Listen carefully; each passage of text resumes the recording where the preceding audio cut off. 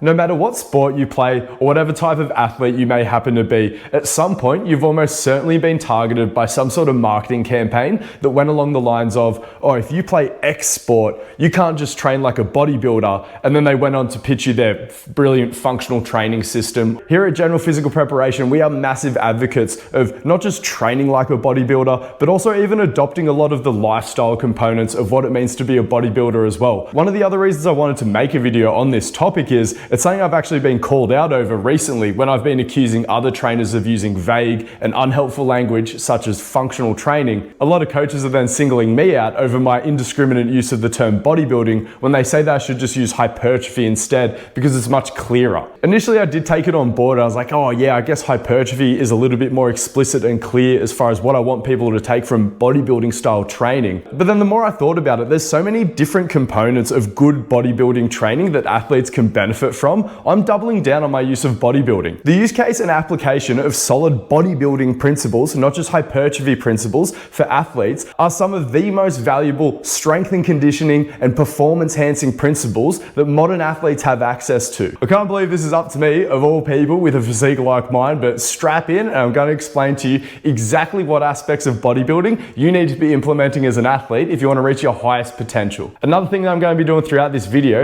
is using all the weird and exaggerated examples of bodybuilding training or culture that these functional gurus try to sell you as common bodybuilding principles, because at the end of the day, any propaganda model is based around a seed of truth. There are certainly very niche aspects of small parts of bodybuilding culture and lifestyle that you shouldn't lean into as an athlete, and they're pretty obvious if you have any degree of common sense, but I'll explain them as we go throughout this video nonetheless. The first thing I want to talk about is the training itself, and a lot of people would say that bodybuilding or hypertrophy training, it's just strength training, and I tend to largely agree with this, but it's more the power lifts like squat, bench and deadlift. I feel like their stocks are so much higher when it comes to strength training for athletes or strength and conditioning in general versus your more stereotypical bodybuilding repertoire of strength training movements. And if you were trying to mimic more one versus the other, I would go with the bodybuilding style setup over the powerlifting style setup any day of the week. Compound movements, or just particularly squat, bench and deadlift, are so overrated when it comes to just developing your physique or building a really strong body. A lot of people get sucked into the hype of these exercises that build this systemic strength, like, you know, your compound lifts like squat, bench and deadlift has to be these multi-joint exercises where there's no assistance from external stability if you want to build that real strength. In reality, it doesn't help you build more real strength. If anything, it adds unnecessary skill and coordination elements for the athlete, and it even makes it harder to train closer to true failure, which is where we can build the most muscle and really develop our physique. Don't get me wrong, if you're a good coach, you will be able to get any athlete to squat, bench and deadlift with a barbell. But the truth of it is, you're just gonna have an easier time if you have a really good hack squat or leg press and just access to all these amazing bodybuilding machines. The only reason that strength and conditioning gyms don't have a lot of machines is they just take up so much floor space and they're really expensive, and a lot of strength and conditioning programs are just underfunded and they need to cater to a massive athletes, so it's just cheaper to fill a room with barbells and free weights. If people have unlimited space and budget, it'd look much closer to bodybuilding facilities. One of the things that's always being demonized about this bodybuilding style training is that it supposedly makes athletes stiff, because it either reduces their movement variety or maybe always apparently has them moving in one plane of motion, which is complete nonsense. Or maybe these freak athletes have built so much muscle that they end up looking like an IFBB pro and then that stiffens them up a little bit. It's never gonna happen. But if that is something that you're genuinely worried about, it would be powerlifting style training that you should be more concerned with, not really good bodybuilding style training. Powerlifting is focused on maximizing efficiency in a very small group of movement patterns. Bodybuilding is that same level of strength training intensity, but it's just way more diverse in terms of the exercises or the movement patterns that you're likely gonna lean into and practice. And if anything, this is gonna encourage the athlete to explore and load even more ranges of motion, which is gonna have a really positive impact on the athlete's flexibility or ability to move through different ranges of motion. So by specifically leaning into a more bodybuilding style approach to hypertrophy and strength training, we probably build more muscle, we probably get even stronger, we can be more targeted at bringing up weak points, we have a greater diversity of movements to maintain movement options for the athlete, and we've also removed a lot of the skill component by putting the athlete in machines wherever possible. All of these people that think bodybuilding makes you a worse mover, they're just not really paying attention to modern bodybuilding principles.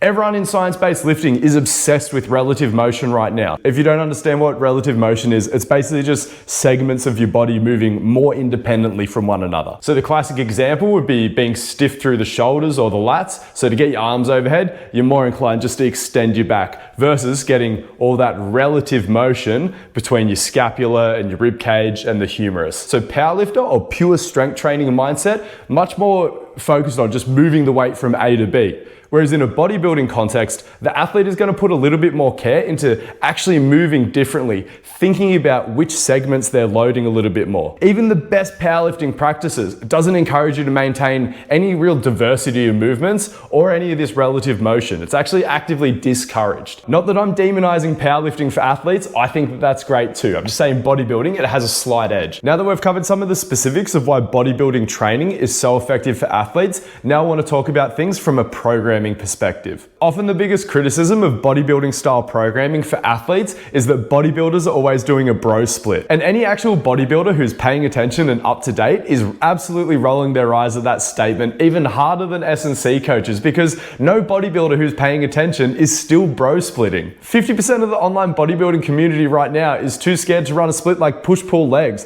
They're all literally spamming full body every other day. Full body strength training is exactly what I recommend for every single one of my athletes. Just another great example of the convergence of good S&C and good bodybuilding principles. It's everywhere if you're good at either of them. The next thing that everyone demonizes about bodybuilding for athletes is high volume. It's, oh, if you're training like a bodybuilder, you're going to be doing all these sets of high reps. It's just going to build all this useless muscle, unnecessary fatigue. Again, not paying attention. There has been a huge shift away from doing junk volume or even any sort of high volume training. It's very uncool now in the bodybuilding space. Everyone's obsessed with as low as one working set. They're barely even wasting time with warm-up sets. 2 hard sets for a muscle group 2 to 3 times a week is a pretty standard recommendation, which again just works really good for a lot of athletes who don't have time for these high volume sessions that they never needed to worry about because no one's doing them anyway.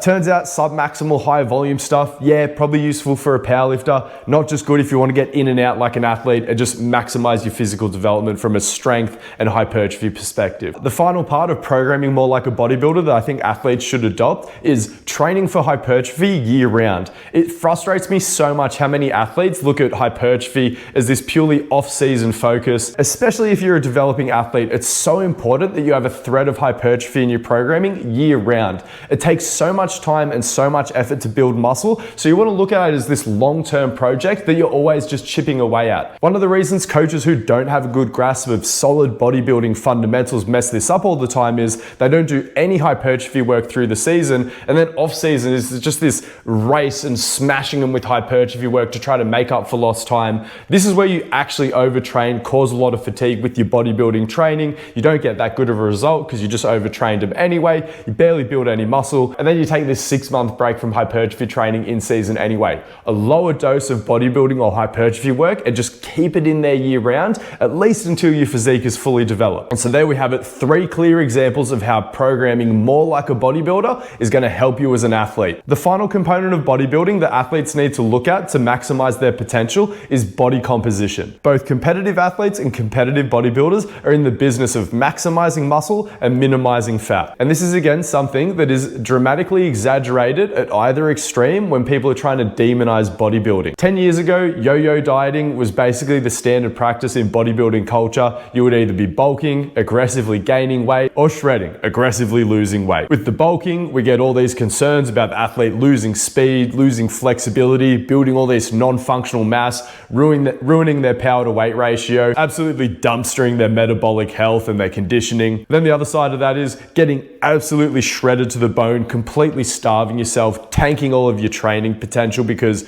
you just can't put enough fuel in the system to get a good workout performance. If you think this is how the average bodybuilder is handling their nutrition in 2026, you just have your head in the sand. There is so much discussion these days about how bulking is dead in bodybuilding. Calories are not a stimulus for muscle growth. ultimately you're just trying to eat enough to fuel your workouts. Obviously, as you gain muscle and develop your physique over time, your maintenance requirement for calories is going to slowly go up, but people are just being much more honest about that these days. And it's not wrong to go on periods of intentional weight gain, but they are much more controlled and almost trying to emulate maintenance. This is something that a lot of people are frustrated about, all the people saying bulking is dead and implying that you just eat literally the same amount forever and you're meant to develop your physique like that. What people are essentially saying is get your body fat into a really, really healthy range where you're looking good and you're in shape. And instead of explicitly bulking, just go through a period of more relaxed eating, and you'll probably gain weight at a really steady rate anyway, because that tends to be what humans do when they're a bit relaxed with their nutrition. Weight just slowly trickles up and you'll actually emulate what's known as a lean bulk. And then every 3 to 6 months, just go through a period of a little bit more controlled, locked in eating where you just try to lose a little bit of that body fat and just reset yourself to go back into a period of more relaxed eating, getting more fuel for your workouts, a little bit more performance oriented eating. I just see so many athletes who are bending over backwards to add another 5 kilos to their squat when they're just carrying a little bit too much of a spare tire around their waist. And for the love of God, I'm not telling you to only ever be shredded, develop an eating disorder. We need to fuel our workouts. That is the needle that we're trying to thread. But at the end of the day, it's the exact same as what all the best bodybuilders are trying to do these days. They're trying to stay lean. They're trying to adopt a very slow rate of gain that actually mimics their physique development. And they're not just gaining heaps of fat for the hell of it, because it's so unhealthy to do that. Metabolic health, maintaining good body composition, not gaining unnecessary weight, they're just good tenets of health and longevity at the end of the day. And it's just the millionth example of how actual good bodybuilding principles and fundamentals are going to help you as an athlete. So don't listen to as soon as someone says bodybuilding is bad for athletes, I just tune them out because they don't know what they're talking about. Anyway, I hope you enjoyed this video. I'm about to get back on my walking pad so I can maximize my body composition for my sport. I'll see you guys with another video in a couple of days. Forgot to do a CTA. If you like the way I talk about training, I educate coaches on these concepts all the time. I hold your hand through the process on a weekly basis. Essentially, I charge you a few $100s for what other coaches would charge you 8 to 10 grand for, and I do a better job. So check it out.